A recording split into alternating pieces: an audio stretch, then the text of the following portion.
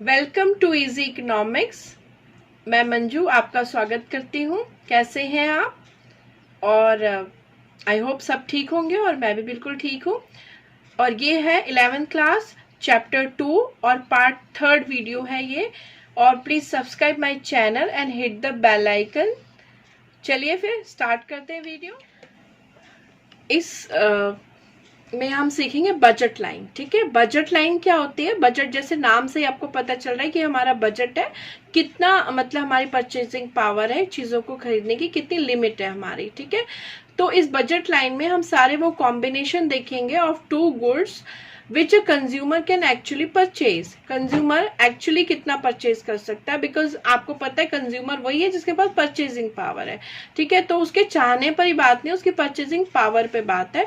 और purchasing power उसका budget है कि उसके पास कितना बजट है। और उसमें हम दो गुड्स के कॉम्बिनेशन बना बना के देखते हैं कि भाई ये दोनों कॉम्बिनेशन ये इस बजट में खरीद सकता है। और फिर उसको डिसाइड करना होता है कि इन कॉम्बिनेशंस में से उसको कौन सा मैक्सिमम सेटिस्फेक्शन देगा। ठीक है, this is the graph of the budget line. On vertical line y axis I have taken quantity of good 2 और हॉरिजॉन्टल पे लाइन पे हमने ली है क्वांटिटी ऑफ गुड 1। ठीक है, दोनों गुड्स हमने ले ली हैं। यहाँ दो गुड ही चीजों को लेकर हम ग्राफ बनाते हैं बिकॉज इससे ग्राफ समझना इजी हो जाता है। और अगर हम दो चीजों के बारे में डिसाइड कर पाते हैं ना, तो हम वही चीजें बाकी चीजों पे अप्लाई कर लेते हैं, क्योंकि ये समझने का आसान तरीका है कि एक आसान लेवल पे हम चीजों को समझ लें और फिर हम बाकी चीजों पे वो अप्लाई कर देते हैं। ठीक है, नाउ अब यहाँ पर देखिए कि गुड 1 है और गुड 2 है। तो यहाँ पर ये प्राइस P1 क्या है? Price of x good. ठीक है, और मतलब X1 गुड। और ये प्राइस 2 जो है वो X2 गुड का है। X1 गुड का प्राइस से अगर हम मल्टीप्लाई करेंगे तो X पे जो हम खर्चा कर रहे हैं वो आ जाएगा। और X2 गुड का अगर प्राइस से हम मल्टीप्लाई करेंगे उसके, तो हम X2 गुड पे कितना खर्चा कर रहे हैं वो आ रहा है। अब दोनों गुड पे जो हमने खर्चा किया वो टोटल जो आपका खर्चा है ना, वो आपका बजट हो गया कि इतना पैसा आप टोटल मिला के इन चीजों पे खर्च कर रहे हैं। अब यहाँ पर आप ये जो A और B देख रहे हैं, ये क्या है? दो बंडल्स दिखा रहे हैं कि यहाँ पर हम गुड 2 का कितना ले रहे हैं और गुड 1 की कितनी क्वांटिटी ले रहे हैं, और B पॉइंट पे हम कितनी गुड 2 ले रहे हैं और कितनी गुड 1 ले रहे हैं। ठीक है, आप देखिए जब आप A से ना B पर जाते हैं तो आप क्या करते हैं कि आप ये देखिए Y से ना, Y वर्टिकल लाइन से आप डाउनवर्ड जा रहे हैं, तो यानी Y की क्वांटिटी आप घटा रहे हैं और आप X की क्वांटिटी बढ़ा रहे हैं। इसका मतलब अगर आप कोई एक चीज को कम करेंगे तभी आप दूसरी चीज को ज्यादा खरीद पाएंगे, क्योंकि एक आपका बजट सेट है, उससे ज्यादा तो आप खर्च नहीं सकते।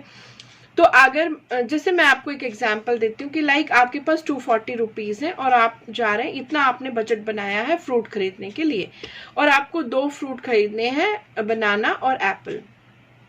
बनाना का रेट जो है वो 60 रुपीज डजन है और एप्पल का जो है 1 kg 120 रुपीज है। अब आप सोचेंगे कि मैं क्या क्या कर सकता हूँ। आप ये कर सकते हैं कि आप 4 डजन बनाना खरीद सकते हैं और उनका टोटल मनी आप पे करेंगे 240 रुपीज। ये भी आप कर सकते हैं कि एप्पल बिल्कुल ना खरीदें। ये भी एक आपका एक बजट सेट है। ठीक है, दूसरा सेट क्या हो सकता है कि आप 2 kg एप्पल खरीद लें और 240 रुपीज 120 पर kg के हिसाब से आपका वो पूरा आपने खर्च दिया। ये दूसरा बजट सेट है।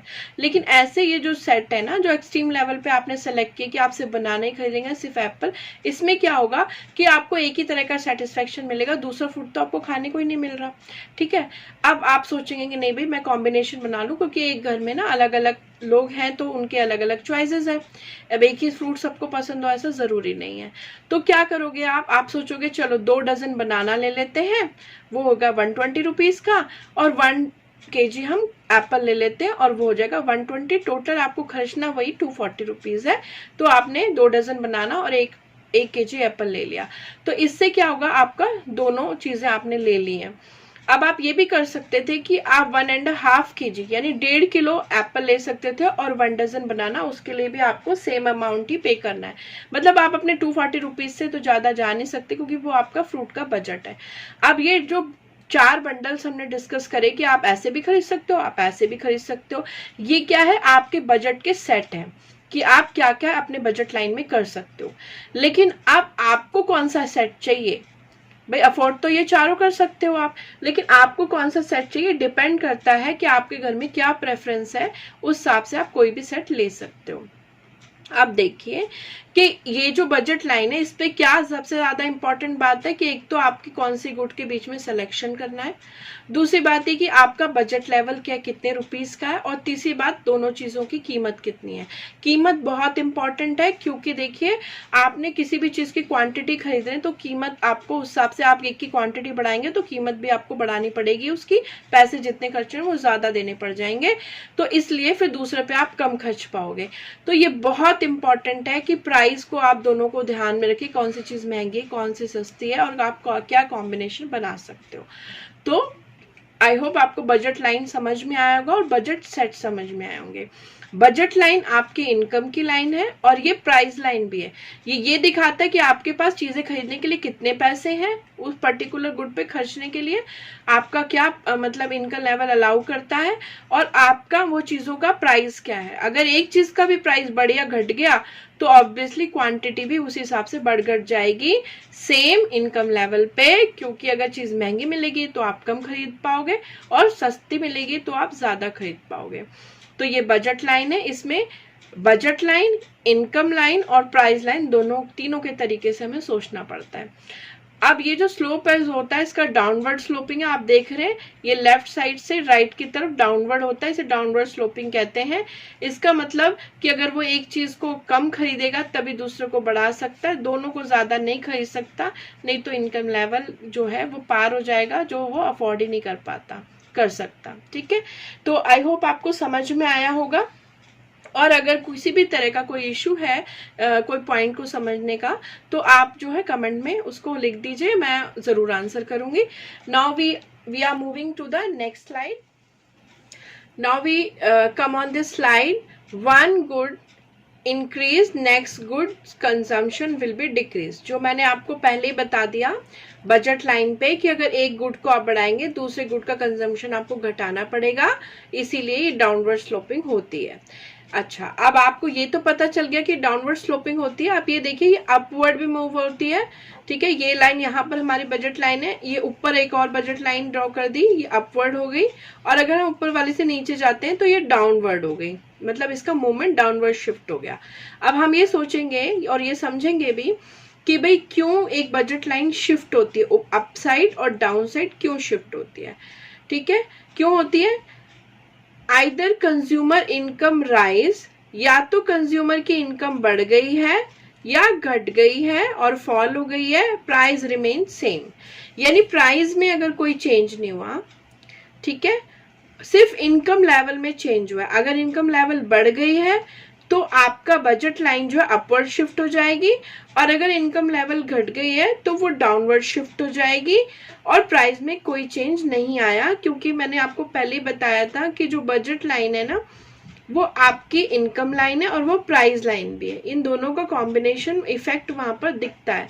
तो अगर प्राइस एक जगह मतलब स्टेबल है और तब कंज्यूमर की इनकम बढ़ती है तो आप ज्यादा चीजें खरीद पाओगे, और इनकम अगर घटती है तो आप दोनों गुड्स की कम क्वांटिटी खरीद पाओगे। ठीक है, और अब और क्या वजह हो सकती है डाउनवर्ड और अपवर्ड शिफ्ट की? प्राइस ऑफ गुड राइज और फॉल, इनकम रिमेन सेम, यानी इस बार इनकम में कोई भी चेंज नहीं है और गुड के प्राइस में चेंज हुआ। अब गुड का प्राइस अगर बढ़ता है तो उल्टा इफेक्ट है, मतलब अगर प्राइस बढ़ता है तो आप गुड्स की कम क्वांटिटी खरीद सकते हो, यानी आपका जो बजट लाइन है वो डाउनवर्ड शिफ्ट होती है। प्राइस बढ़ने पर डाउनवर्ड शिफ्ट और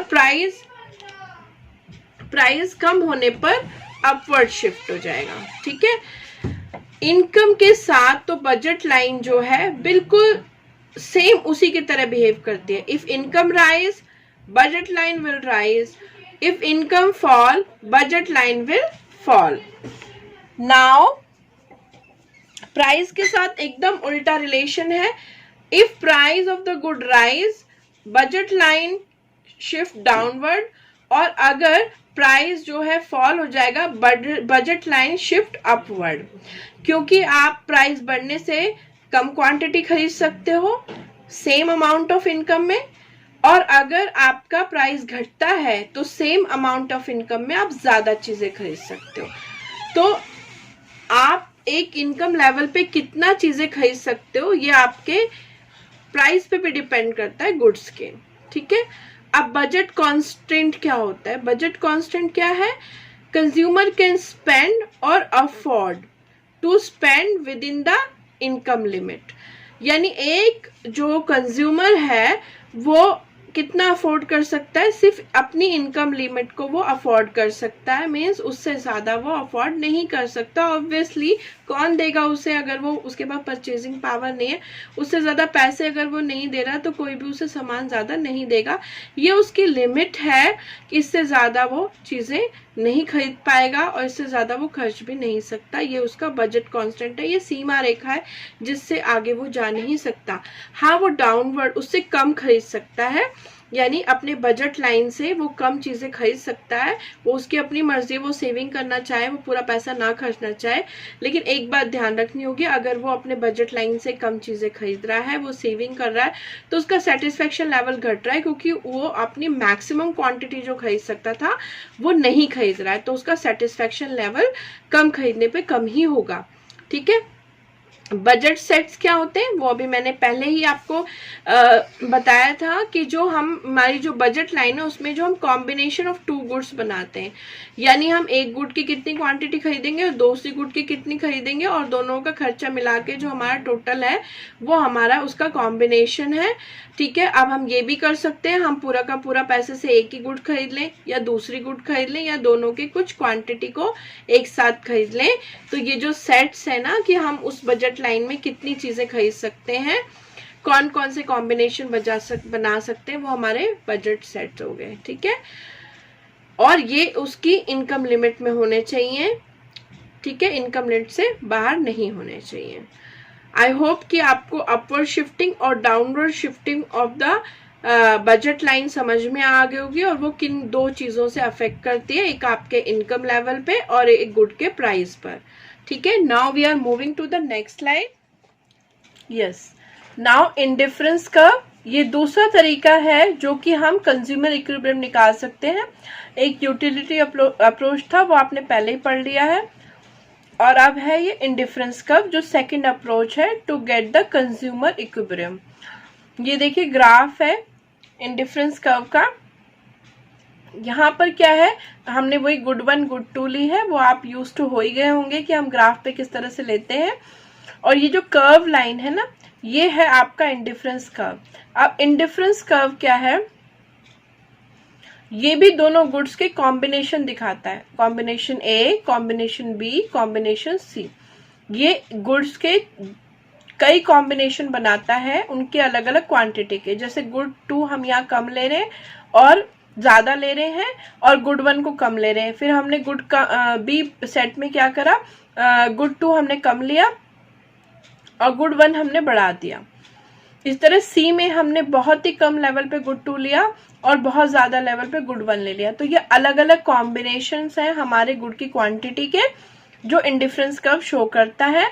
और ये जो क्वांटिटीज है ना, एक गुड कम एक ज्यादा, ये जो सेट्स हैं इनमें सब में बराबर का सेटिस्फेक्शन है। जितना मुझे बी पे सेटिस्फेक्शन है उतना ही ए पे, उतना ही सी पे है, क्योंकि अगर किसी चीज की एक क्वांटिटी कम करी जाए तो दूसरे की बढ़ाई भी जा रही है।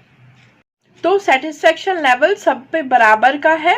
तो यानी कि इंडिफरेंस कर्व एक ऐसा सेट ऑफ कॉम्बिनेशंस देते हैं जिसमें किसी कॉम्बिनेशन में गुड कोई एक गुड ज्यादा है, दूसरे में कम है, और इस तरह के कॉम्बिनेशन में सभी पे आपको सेम लेवल ऑफ सेटिस्फेक्शन मिल रहा होता है। इसीलिए इसे इंडिफरेंस कर्व बोला जाता है। बिकॉज इंडिफरेंस का मतलब क्या है कि कंज्यूमर जो है ना वो मतलब किसी भी चीज के लिए उसकी प्रेफरेंस नहीं है, वो हर चीज के लिए एक जैसा है, ठीक है। इंडिफरेंस है, कोई ज्यादा किसी चीज के लिए प्रेफरेंस नहीं है, सबके लिए एक जैसा है, यानी कि सभी लेवल पे उसे सेम लेवल ऑफ सेटिस्फेक्शन मिल रहा है, वो कोई भी सा भी चुन सकता है, ठीक है।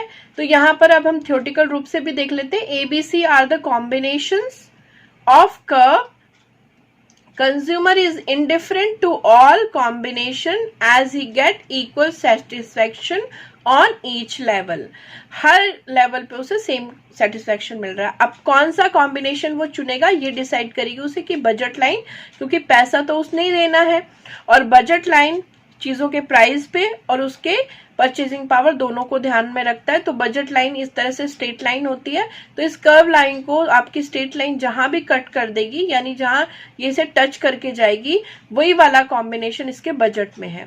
ये तीनों बजट में सेटिस्फैक्शन सेम है, लेकिन ये उसके बजट से बाहर है, ये उसके बजट से बाहर है, और ये जिस पे बी पे उसने टच कर दिया ये उसके बजट के अंदर है, तो वो इन तीनों सेट में से यही वाला सेट खरीदना प्रेफर करेगा।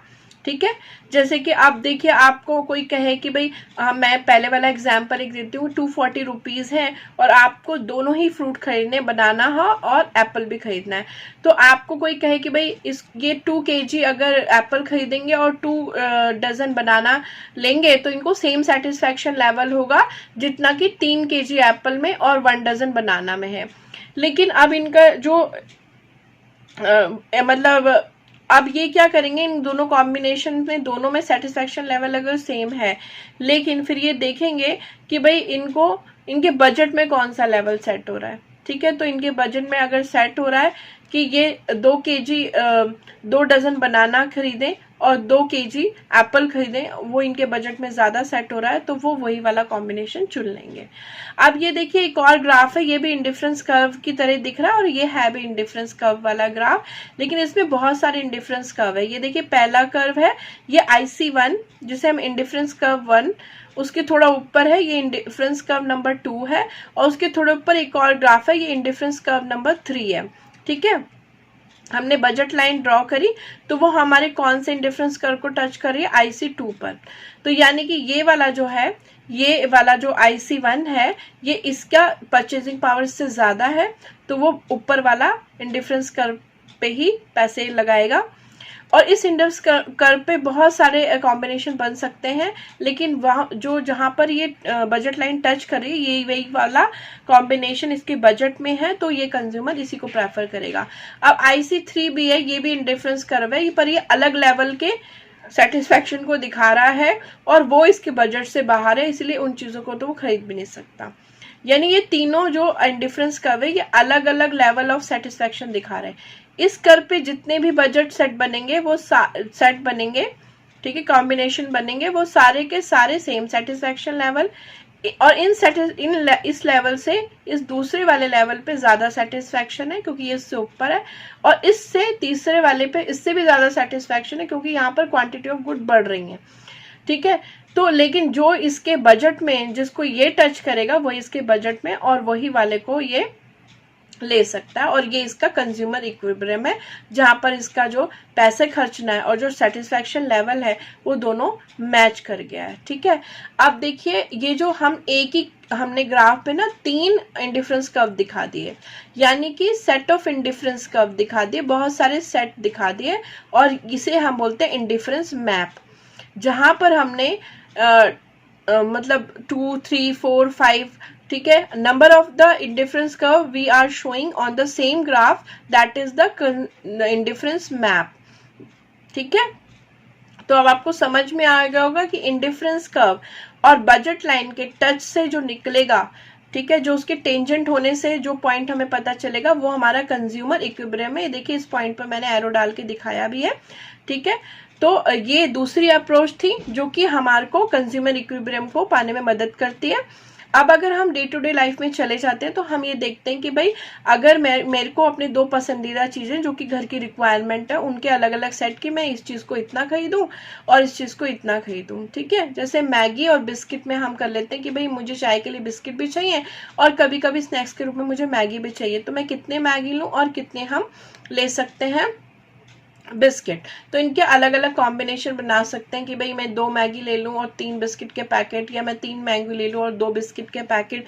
ये मेरे कॉम्बिनेशन जिनमें मुझे सेम लेवल ऑफ सेटिस्फैक्शन मिलेगा, लेकिन उसके बाद मुझे देखना पड़ेगा इन पे जो बजट लग रहा है उनमें से कौन सा मेरे बजट को सूट करता है, मैं कौन से कॉम्बिनेशन को खरीद सकती हूँ, वही हमारा कंज्यूमर इक्विलिब्रियम होगा।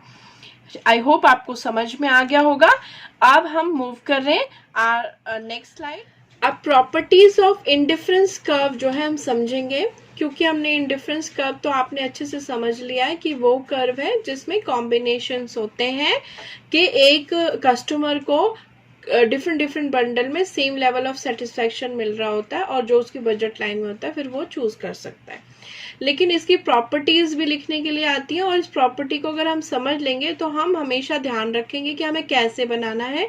ठीक है, तो क्या होता है डाउनवर्ड स्लोपिंग, आपको पता ही है कि डाउनवर्ड क्या होता है, लेफ्ट टू राइट वो नीचे की तरफ आता है। Higher IC curve, higher level of satisfaction.